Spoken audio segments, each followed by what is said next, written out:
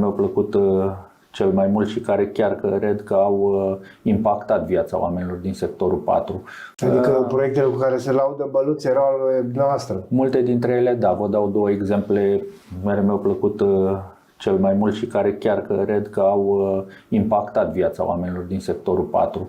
Deci am intrat în consiliile de administrație și am văzut care sunt problemele cu creșe, grădinițe, școli, licee. Aproape 90% nu aveau aprobare ISU de funcționare. Și atunci am făcut un proiect prin care am băgat în reabilitare, un proiect multianual, adică în fiecare an un număr de unități de învățământ, de la creșe, grădinițe până la licee aflate în clădiri monument ca Șincariu, ca Eminescu, Creangă, erau reabilitate și aduse în condiția care să le permită să obțină autorizație de funcționare la incendiu și în felul ăsta copiii să fie siguri în acele unități de învățământ. Ori o problemă esențială pentru țara asta este învățământul.